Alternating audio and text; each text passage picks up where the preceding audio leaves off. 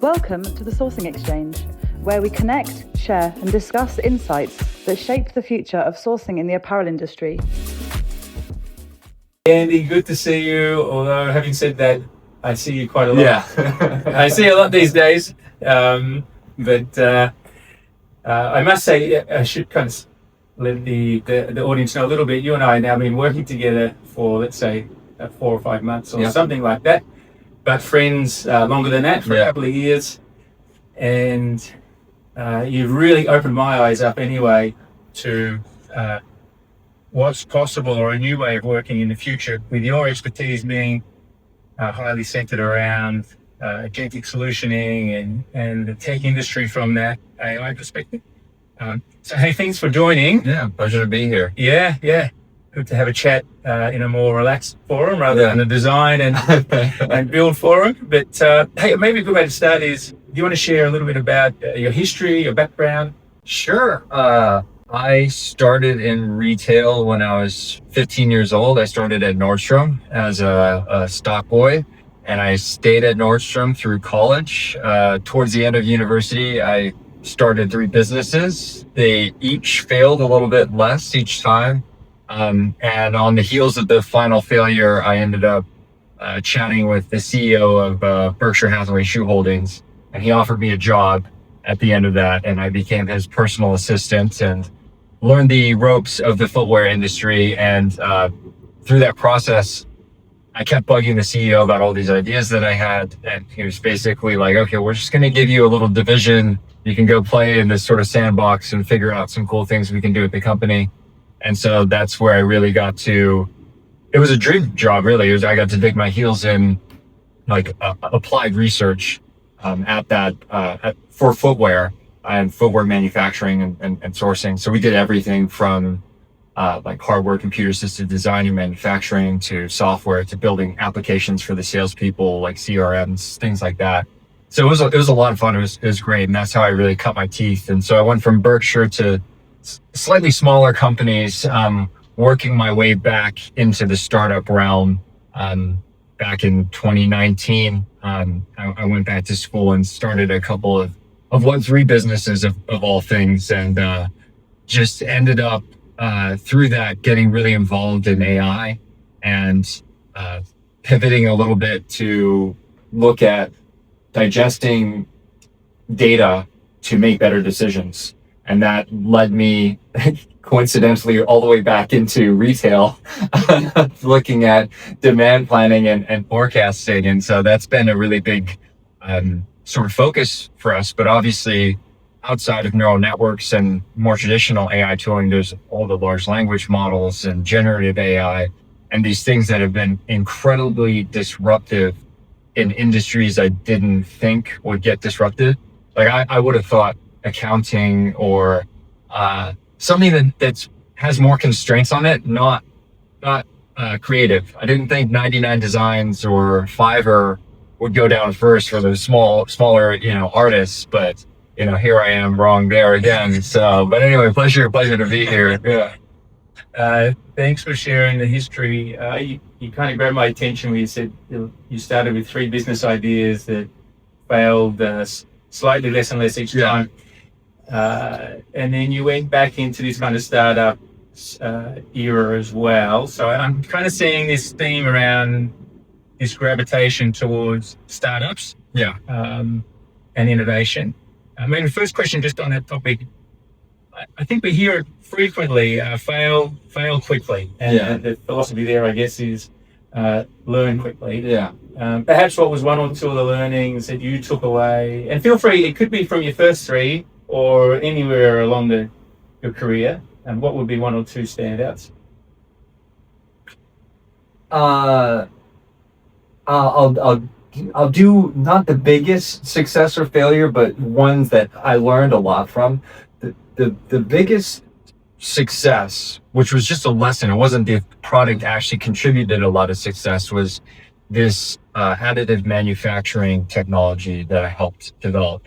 And it was copying Nike's Flyknit technology. And they spent, I think, 5 years and millions of dollars patenting this knitted upper technology, which is more sustainable because it's additive, it's not subtractive. There's some pretty cool properties you can do when you're weaving an upper. It gets a little technical because you have to make it around a last that needs to be pretty tightly fit. And so what they did is they brought these custom knitting machines into shoe factories, and they taught their shoe engineers, their technicians, how to use knitting machines. And my dad gave me this idea. He was like, well, why don't you just take the upper construction to a knitting factory and have them knit something, because that translation seems to work better in the other direction. And so, in 2 weeks, and for, I think it was maybe $2,000 US, we had several rounds of samples, and I had like a functional ballet flap in my hand that made it to a runway. And so, I think the lesson there was just kind of looking at the problem from a different perspective and seeing if there's like a lower tech solution. I think the other side to that is a lesson I learned in the other direction, which is a Web3 company that I started, which is, oh, hey, we're here. It's a Web3 company. You have to have a token. You have to do the paint by numbers thing that this industry, and you have to adopt all the technology. You have to. So it went from this. So I took the Nike perspective, which is, okay, you got to go raise the money. You got to have a token. You got to jam pack utility into this thing. This overly complicate the situation and rush in this other sort of way. And, I ended up putting not the greatest team around me, building a solution to a problem that didn't matter, raising funds that we didn't need. So there's these two sort of different perspectives, I think, and those two were some of the biggest lessons that I've learned. Yeah, interesting. And hey, if you don't mind me asking, I think you've been quite humble too, because you actually had success in a founders or an innovation competition at some point too. Did you want to touch on the success? Why were you successful in that particular story? Well, so we've won a couple of awards, and I think that, not to double down on the humility, but it wasn't necessarily because we had a better project. I think that a lot of times with awards and these competitions, because I've been a judge as well, it's almost arbitrary.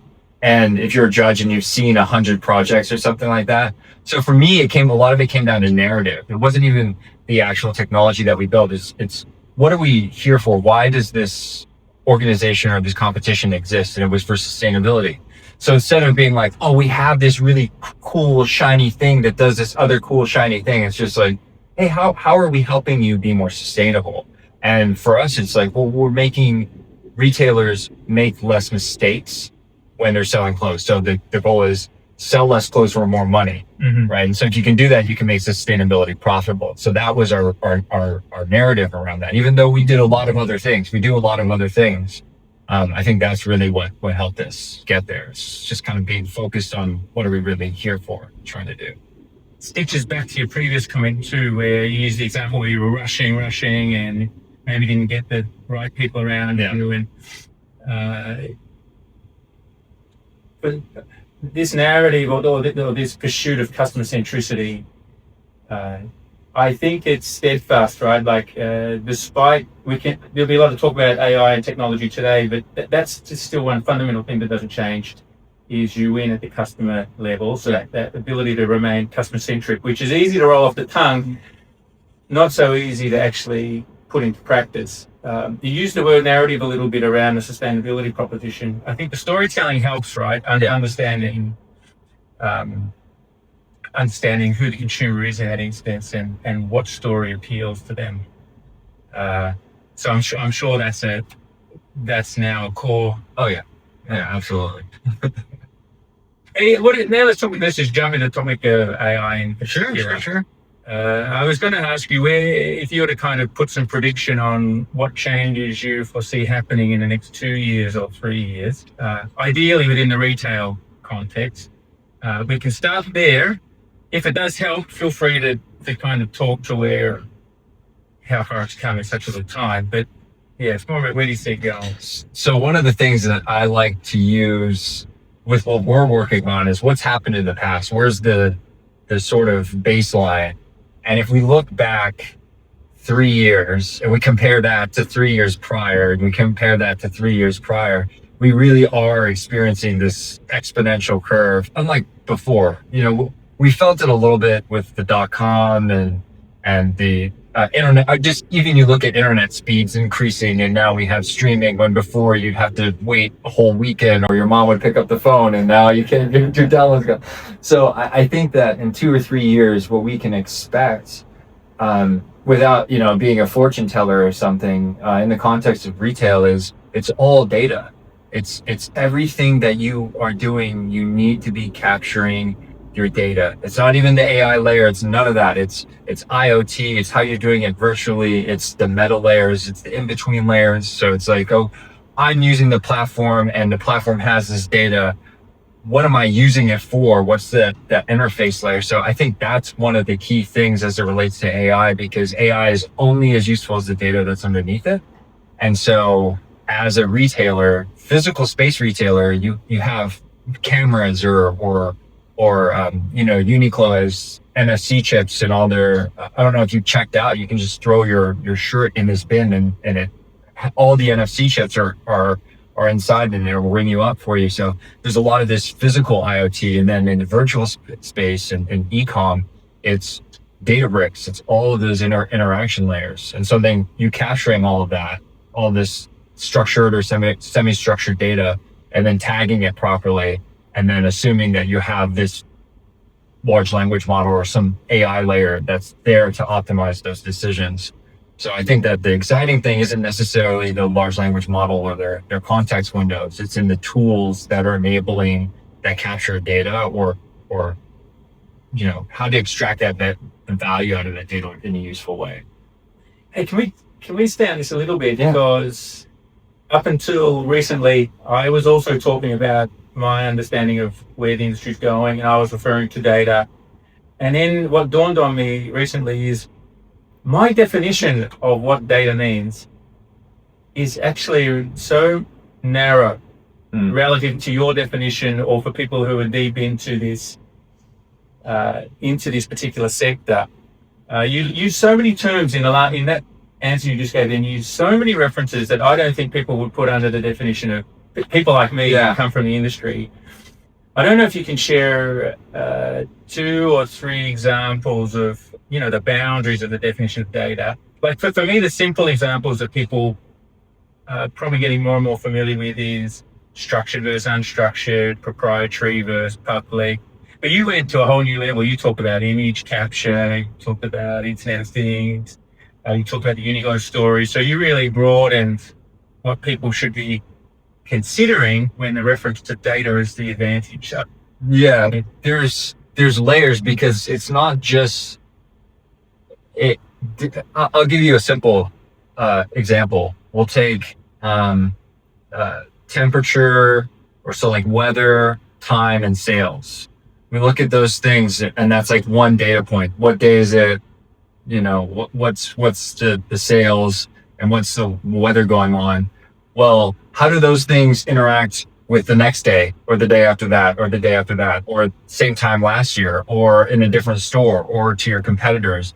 Just those 3 variables, when you start doing all those cross references, it can get very complicated. And then you start looking at me as a store manager or an employee and my interface with that data. Am I selling these clothes? Am I stocking these clothes? So, there's unlimited data between 2 points in time. And so the problem, I don't think, is even in necessarily capturing that. It's just like, what do you capture? How do we drive the value out of this? And there's no way that we can do that unless you're like a savant, or unless you have AI. Yes. Because a lot of what we end up doing is just experimenting on these data sets and being like, okay, well, this is a dead end. That's a dead end. We thought this would be a dead end, but it's not. You know what I mean? You go down these paths and you start asking these, it's kind of like you're blindly following through with it. So that's really this sort of amorphous layer, is not just the actual data point itself, but how that data point interfaces with all other data points in reality. I look at data as your company's like senses. It's sensory organs, right? So like, what can your company see and touch and hear and smell, and how is it interfacing with these things, and how can you act on that?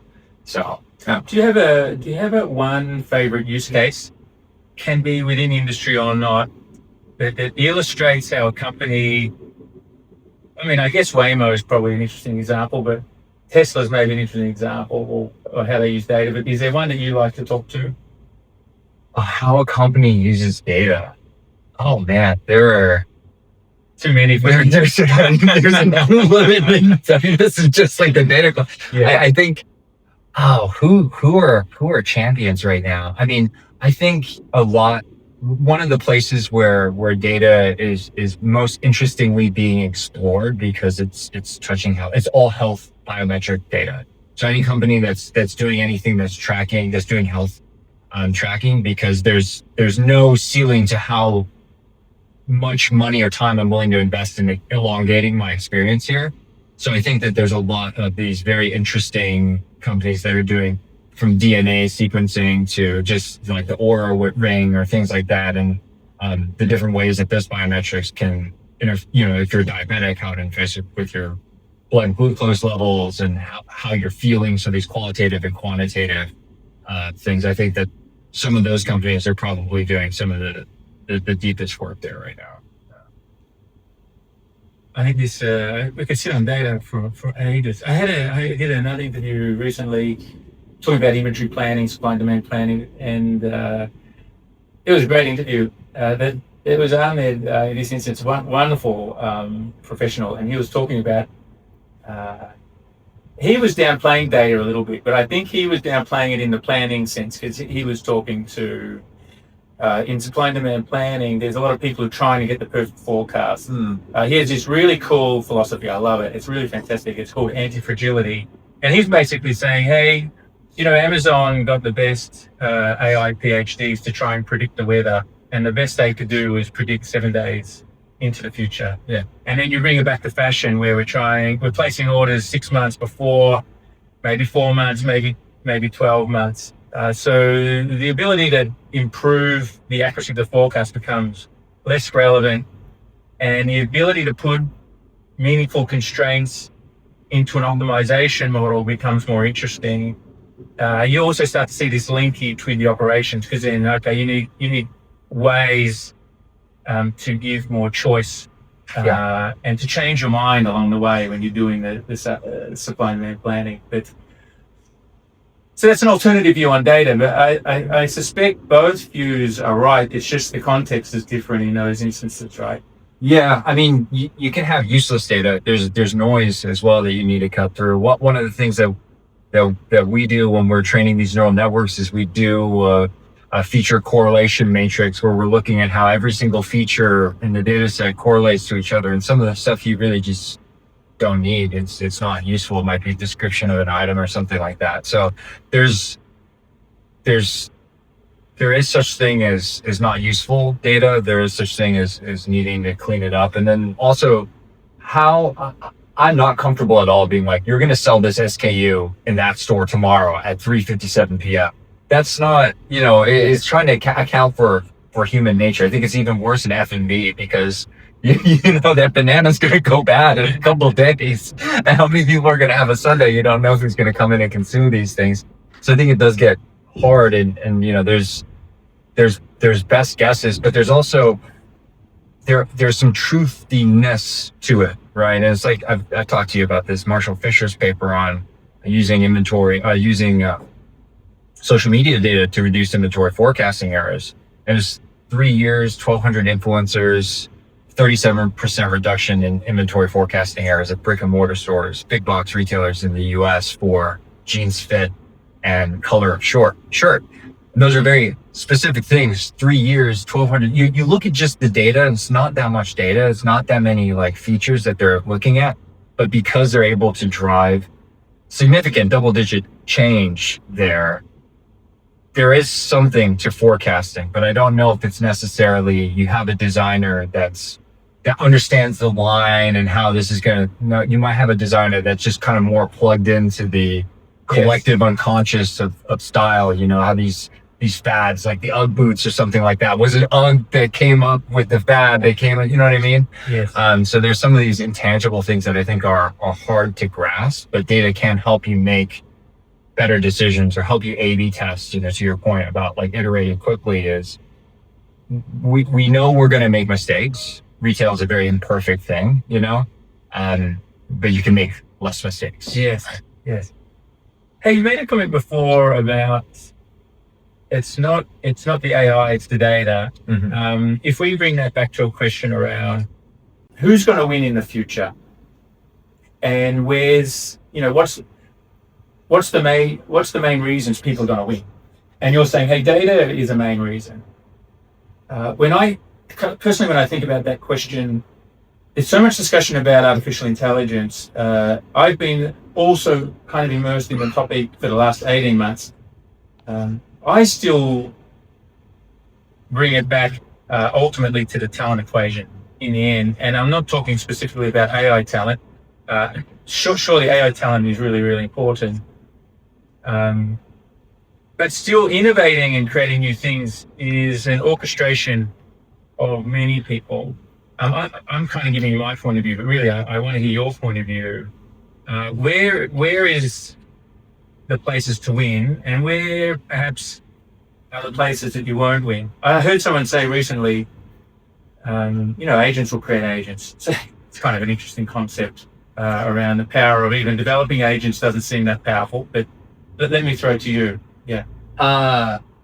So the wins can come in a lot of places. And I know I've beaten this example to death, but when GPT-3 first came out, people started building businesses with, hey, I have this PDF Converter, and it takes your PDF and turns it into text that GPT-3 can read, and now it comes out of the box. Every single one, open source models have this technology built there out of the box. So there is this disruption curve that you're fighting against, and this disruption curve moves a lot faster than you can formulate a business.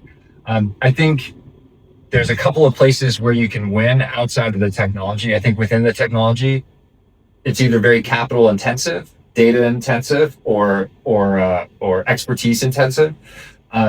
Business model is one of them. I think that the entire landscape is changing fundamentally, from SaaS to consultants, whatever perspective we're taking here. One of my friends, he's a lawyer, and he's at a law firm. They do funds law. And 2 years ago, I was having this conversation with him, and I was like, "Hey, there's some LLM AI things coming out. They're like, for compliance purposes, we're not going to take that on. And also, we charge by billable hours. Why would we want to charge less hours to have more clients that are harder for us to deal with?" I'm not a lawyer, but it sounds like everybody's kind of mean if you need a lawyer. I don't know. And he's like, why would we want to make less money with more customers? We're going to do things the way we're doing. And we're a law firm where we've been around for a long time. That's not going to change. 3 months ago or 2 months ago, I had a conversation with a total 180. It's like, no, we're going to take a hit. We're going to take a loss. We're going to add more AI tooling into our business on a fundamental level. It's replacing junior and some mid-level people's work, and we can get to the expertise gap that creates later. But they're coming in and they're like, we have to change fundamentally how we're doing business, how we're charging, what we're delivering to our customers, the turnaround time. All of those things need to change because they're aware that if they don't do it, somebody else will.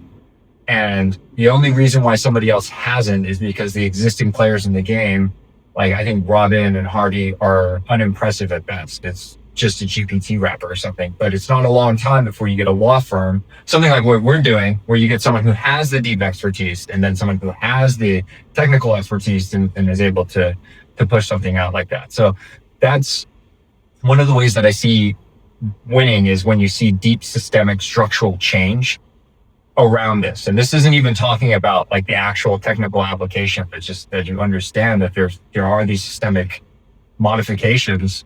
We were talking about earlier, large language model can help offset, let's just say 80% of a lot of tasks.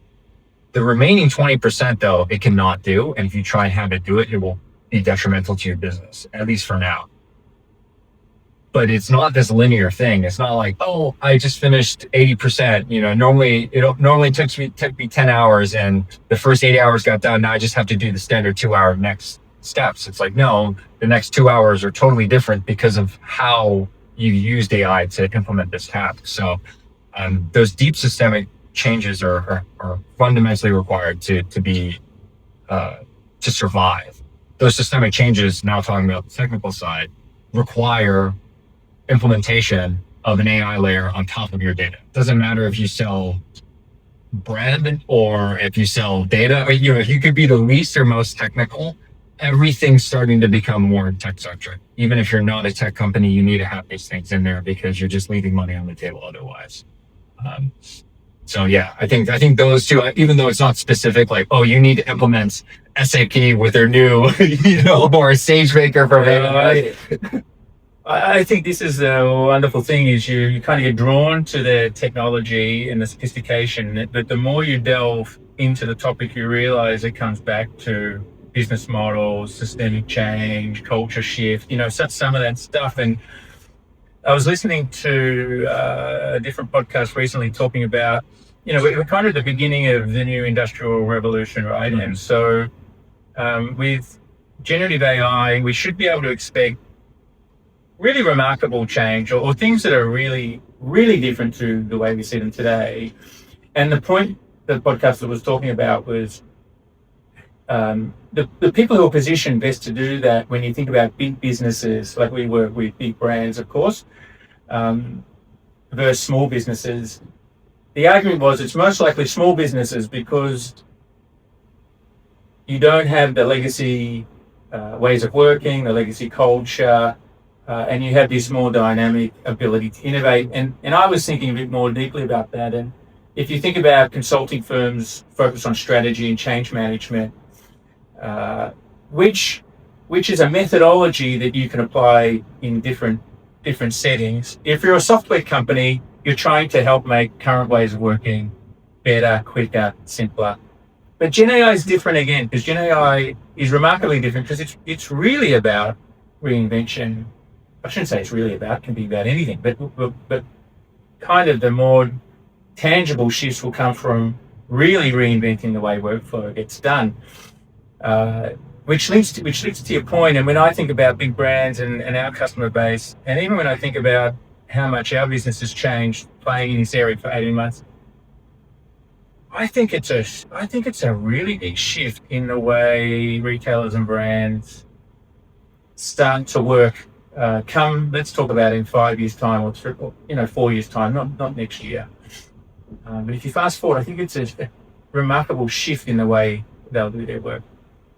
I don't know. I mean, the question within there could be one of many, but it could be, does this mean that new smaller businesses are likely to leapfrog and take a lot of market share because they're placed to do so?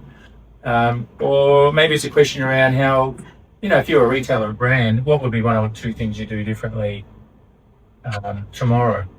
Yeah, I mean, that's the thing. And I've worked in very big companies and dealt with the issues there. I've worked in very small companies and dealt with the issues there.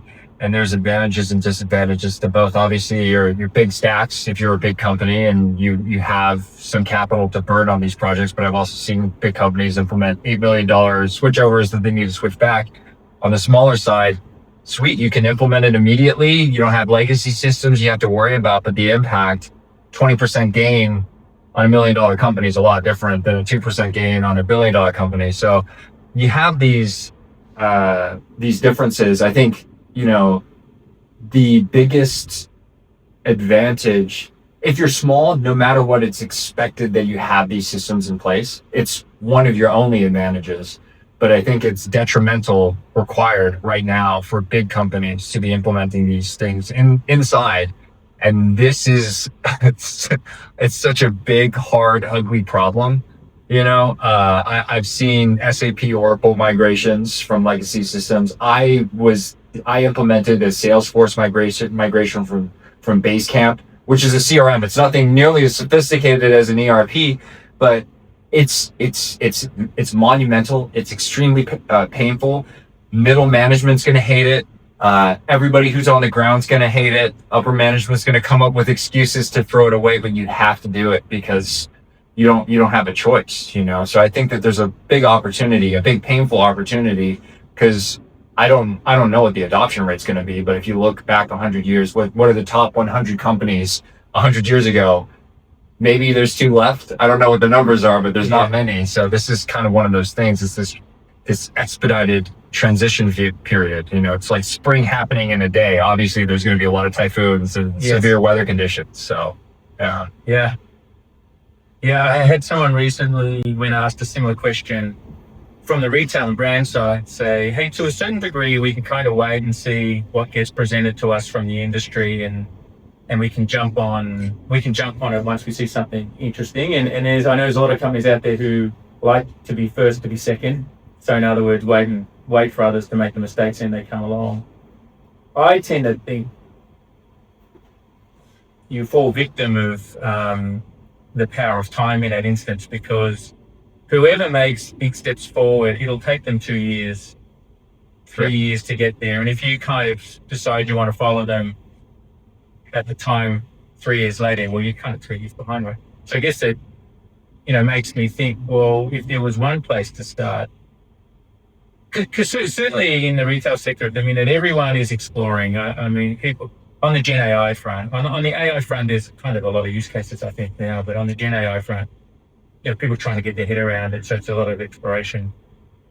But I think there's places to start, right? Like where's a safe place to start? well, it depends on your business, where the problems are, where the politics are, I think. I mean, I hate to say there's politics, but I've been part of projects that got sandbagged because if the other thing that's getting replaced is someone's baby.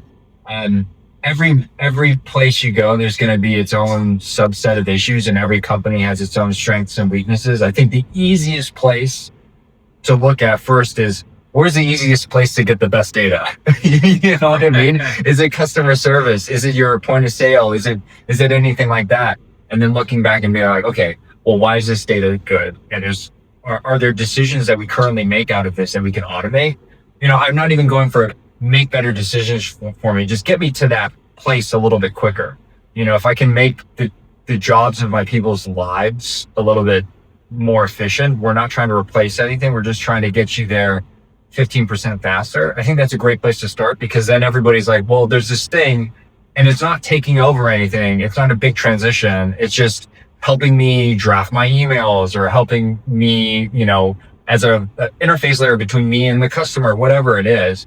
I think that's probably the best place to start. You have to start. So just like, what's the easiest place where people are going to complain the least, and then go from there. I love it. I've been kind of asking you a lot of questions on the systemic nature of change and innovation, but what is the most common question you get when people meet up with you and they want to know, they want your advice on this topic? What's the most common question you're getting? Oh man. It's always something around like, I don't really get it, or I don't really understand its potential. Like, I just see it as this chatbot, and we've seen chatbots before. So it's around this. It's like lateral to this sort of general statement. It's this sort of lack of understanding on some critical level on like, how is it going to help me be better at what I do? Like, I can see it answer some questions and it does okay. And I think some of that is that domain. And I've told you about this too. My buddy said that if you're a domain expert and you listen to the robot talk to you, you're like, it's okay. But if you're not, you're like, this thing's a genius, right? So you have this thing that's good at sort of gaslighting you into, so people kind of see it from that perspective, and they don't see it from the, from the utility layer perspective, which is this time on, for me, most importantly, is time automation. Like, I'm so much more productive. I get all those extra hours. So that's generally the question is like, well, how can this affect me? How can this do anything for me? Yes. I mean, and just like me, before Midjourney came out, I was like, well, if AI comes, it's going to be the accountants that go first. And I'm always taking shots at my buddy who worked for KPMG, but I'm like, it's going to be the accountants that go first, Lee. So yeah, it's, I don't know. I think it's just people and companies too, talking to businesses about this, they have the same general perspective, which is curiosity, but I don't understand how this applies to me personally, professionally, at my company, like whatever. And I could go down and be like, well, you can get all your point of sale data, you can throw it into a neural network, and you can do demand.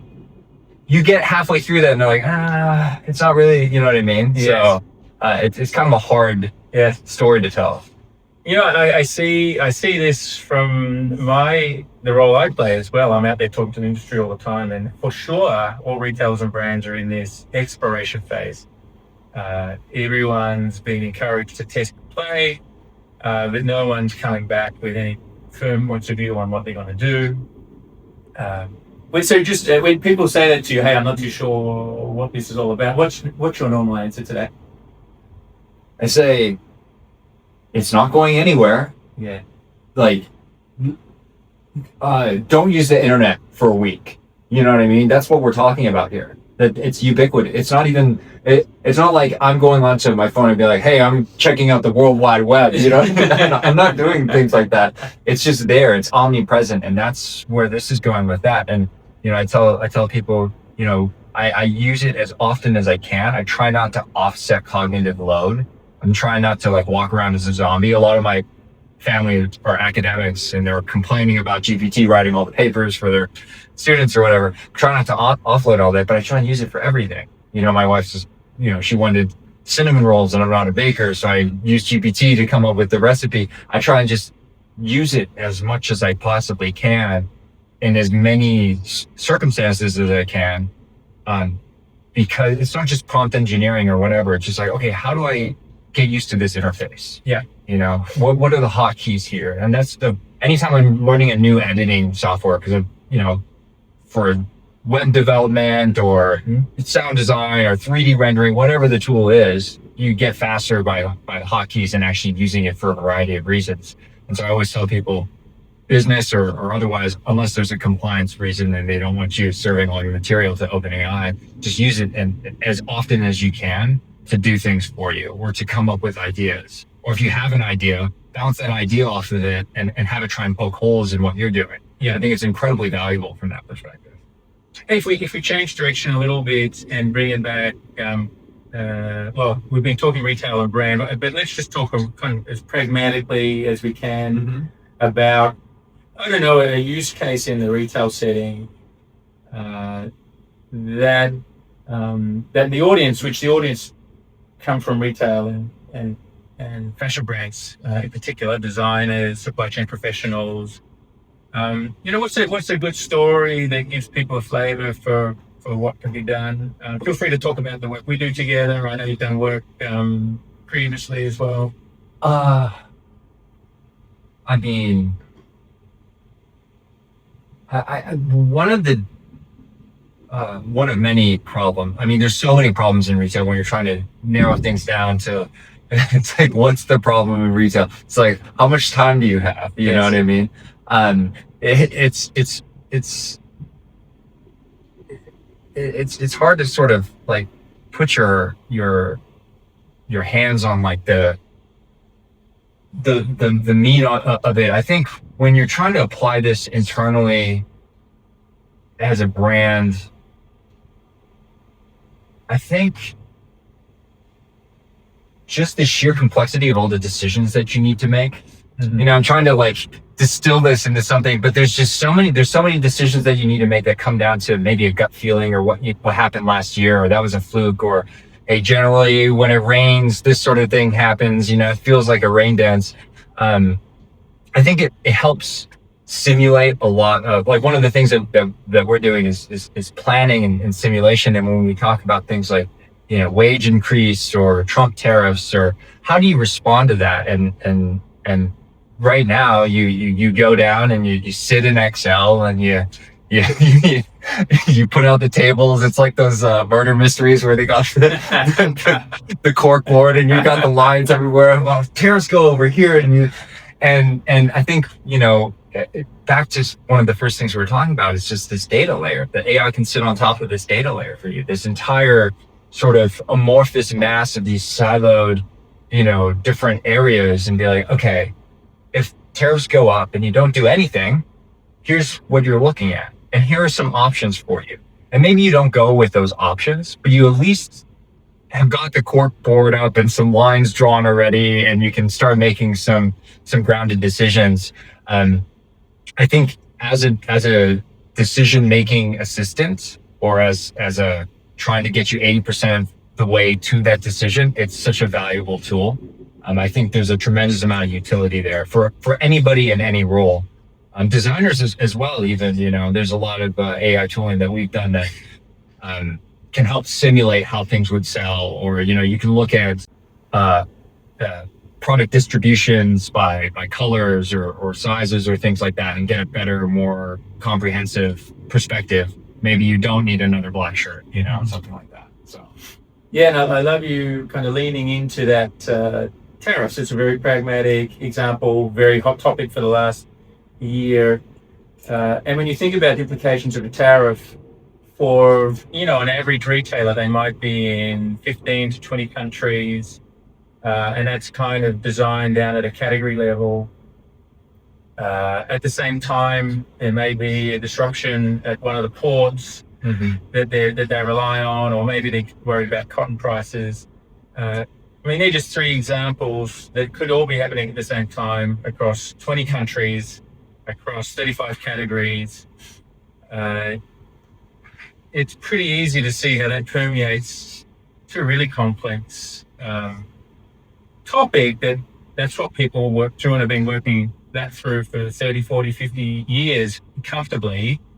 But we do have a new paradigm, and I think this virtual assistant it referred to, if you have that ability to just say, hey, point me to where all these changes in tariffs and cotton prices and port congestion, just point me to where I'm most exposed. That's just a really nice step forward. I know today I'm close enough to that topic to know to pull together all the information you need is actually quite difficult and time consuming. Just having the information at such a finger, and then being able to have a co-pilot who you can talk to. And you shared with me once this analogy, I never forgotten it actually. You said B2B will feel more like B2C. Yeah. And we all use ChatGPT or whatever, and it's so convenient. If that's what your job looked like, which we know today is very clunky. Yeah. It's not like that at all, right?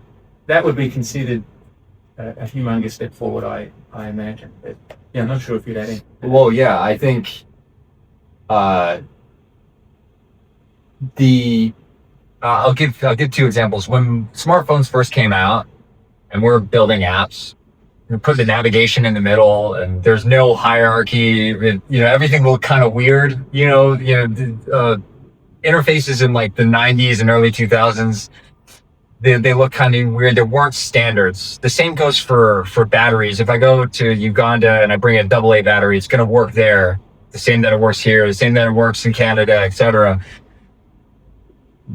There's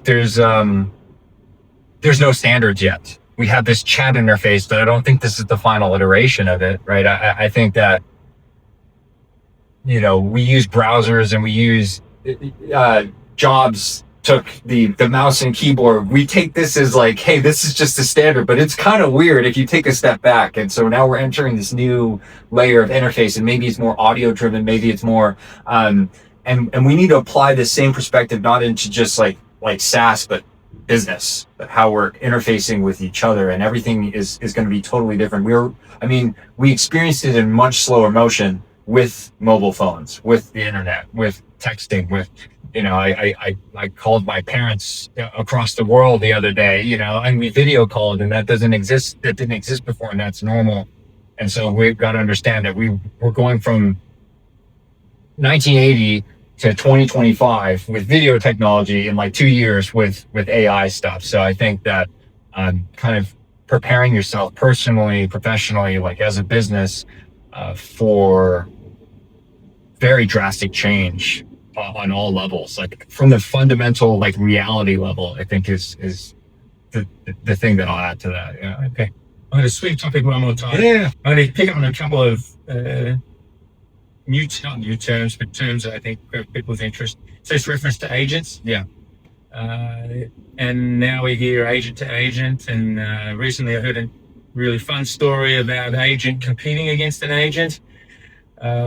I don't know, maybe can you just start with a little bit of a 101 on agent, on what the agent is, and then take us maybe to where that goes a little bit? Okay, so, this isn't Webster's dictionary of agent, but how I would kind of determine it in a very simple way is an objective that has a time function to it.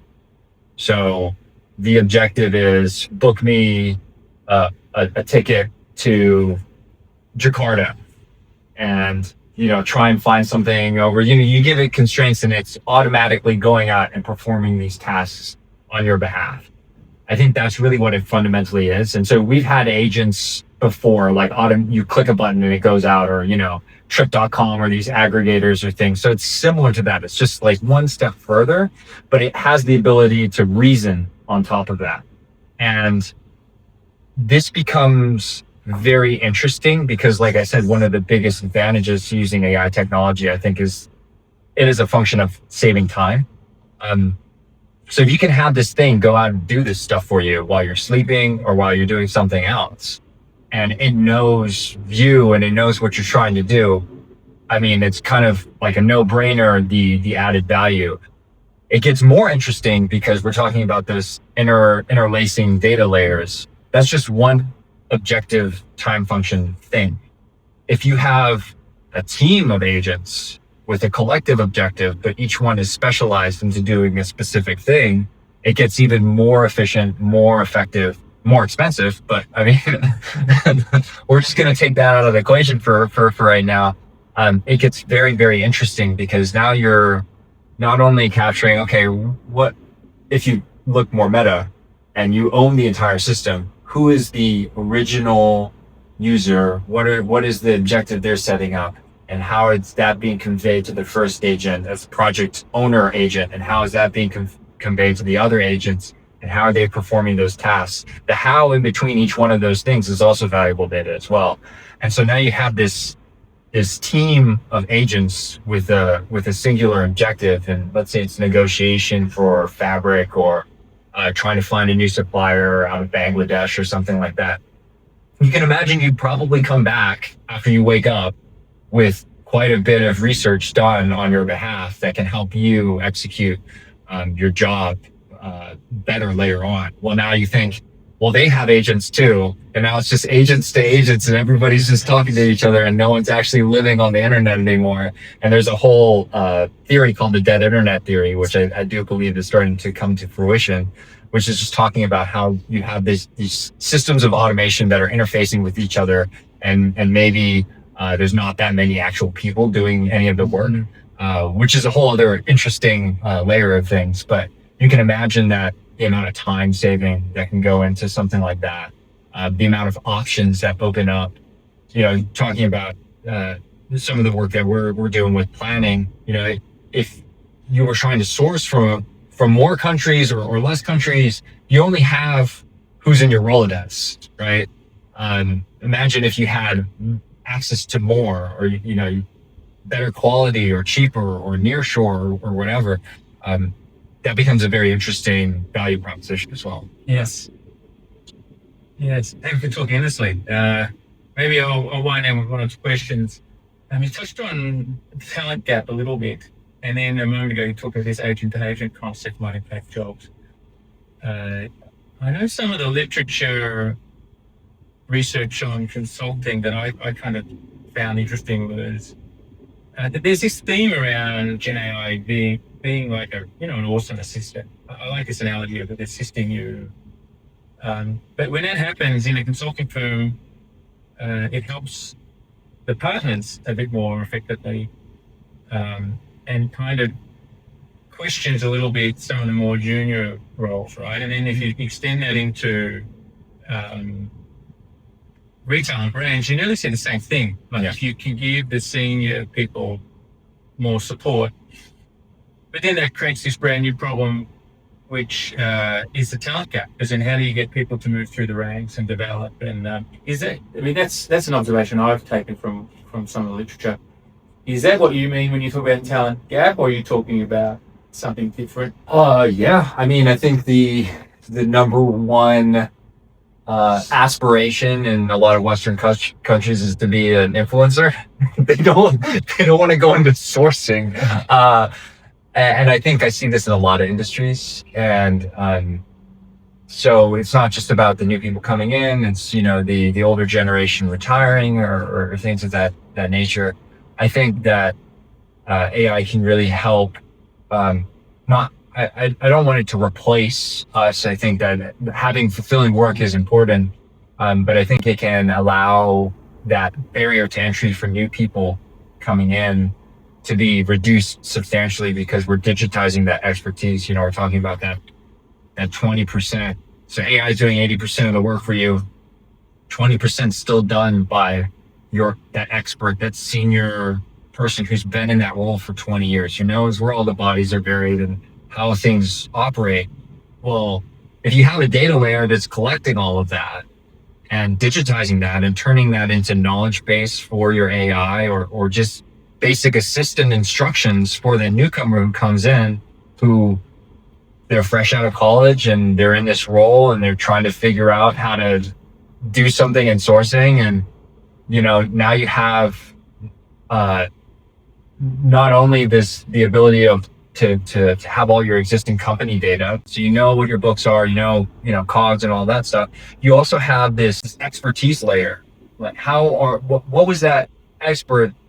What were the reports that they were running? How are they making their decisions? What questions were they asking? Because before, yeah, you could maybe capture some of this if you had your own like SaaS internal tool and you could see what buttons people clicked and what reports they ran. But now you have, what were they thinking when they were talking to the tool?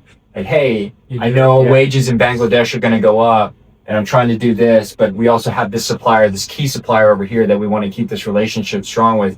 So you're able to capture these more subtle things that I think are really important. It's a bit of, I mean, it's a delicate topic and a sensitive topic, but I'm kind of listening to, I love what you're saying. I can kind of stitch together some observations, at least from my perspective anyway, which is, the story I just told a minute ago about, does it become a talent? Where's the succession plan? But I think your answer is really, really fantastic. And I think it addresses that question to a degree, or to a large degree, which is just thinking about how people can use time in the future in a more creative capacity. And, something that kind of reinforces that a little bit is we work across several markets, and with one market, I notice it really relies on experienced executives. It really relies on that knowledge. And I work with another geography market where it's a very young market and the equivalent professionals are much younger, but they jump straight into leveraging tech. Mm-hmm. So the way people approaching the job is different. The more experienced group are leaning on relationships, experience, been there, done that. And when I talk about the younger group, I'm not talking about teenagers, I'm talking about 30-something. Yeah. They're coming in just saying, however I can leverage tech to make this decision better. It's so remarkably different. And I think, I feel like you can kind of see the answer to, maybe there is no problem. People talk about this succession problem. Perhaps there is no problem. The reality is the tooling gets smarter and people trust the tooling enough so that they can go about and do even more interesting things, right? So, but it comes back to your point about, well, one thing we know for sure is it's happening. Yeah. And I think the 30-somethings are positioned really, really quite well because they're looking for it. I think if you pitch an agentic use case to a 30-something, they're going to sign a dotted line straight away. If you're pitching it to the more experienced professionals, there's more. Yeah, I think, that statement is very unsurprising. Yeah. I feel like you could apply this in any industry and that statement would hold true, and you could probably apply this 100 years ago. Yeah. And so I think there's a human nature component to this, but similar to that law firm story I told earlier, this is one of those, it's not like the .com bubble where we were promised Amazon in 2001 and we didn't get it until 2010, really, until the second day delivery till 2010. This is something that's, because it was a while before people were like, okay, we need to have a digital strategy for marketing. 2014, Burberry was one of the pioneers. I don't think that people can afford, I think that this thing is in everybody's face so much. You look at deepfakes, you just look at only this one single vertical, like just look at the deepfake videos, look at the quality of the image generation videos, and it's indistinguishable in a lot of cases from reality. Well, if it can do that with a photo, what can it do with your data? Yeah. You know what I mean? And I think everybody's collectively being like, oh, okay, I need to get on this. This isn't something that we can, sort of ignore and put to the side. Like you're saying, oh, we can wait 2 or 3 years. You can't afford to wait 2 or 3 years. You'll be dead in 2 or 3 years, Hey, kind of winding towards the end, but let me ask, was there anything we didn't touch on that you kind of thought, hey, we must talk about this topic?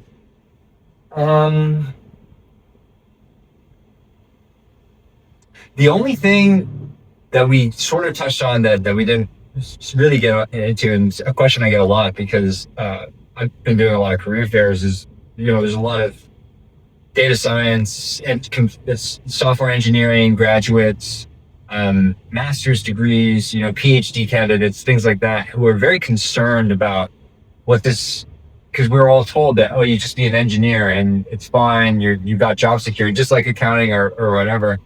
And so I get a lot of questions about, well, what am I supposed to do? Like, AI is going to take my job. My influencer career stopped taking off. Like, again, a lot of my families are academics, and I can't stress enough the importance of critical thinking and objective oriented thinking, because that is all prompt engineering is, and that's the only sort of advantage. That's that 20%, which is going to become 10%, then 5% as AI gets better. That's the only thing that's separating us from being fully automated. So the environment has gotten much more competitive, and that's a hassle for people entering the job market. But it also means that there's still possibility, but you really need to retool a little bit.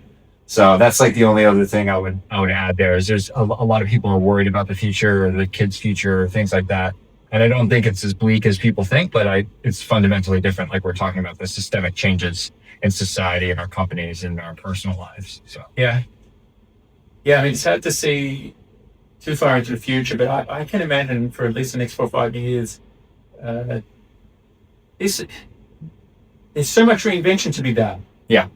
So if you've got good critical thinking skills, the thing maybe dawns on me a little bit is, I think having a multidisciplinary look is useful, because I'm finding, depends how deep you want to go into a topic, but to innovate, it does help if you have engineering skills and commercial skills, for example.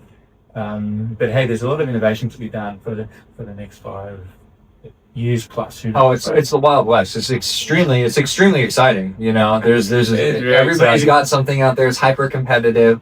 It's pretty stressful, but it's also the most exciting time to be alive. It is pretty cool. Yeah. Hey, thanks so much. That was awesome chat. Yeah, pleasure to be here. On it longer. Maybe we'll do it again. Yeah, no, I'd love to. Thanks so much, and thanks everyone for listening in, and we'll be back again next week for another podcast too. So come and join us, and if you've got any ideas, do let us know, because we're happy to talk to anyone who's got a passion for the industry, and we're happy to talk about any topic that you're interested in. So thanks very much. Awesome. Thank you.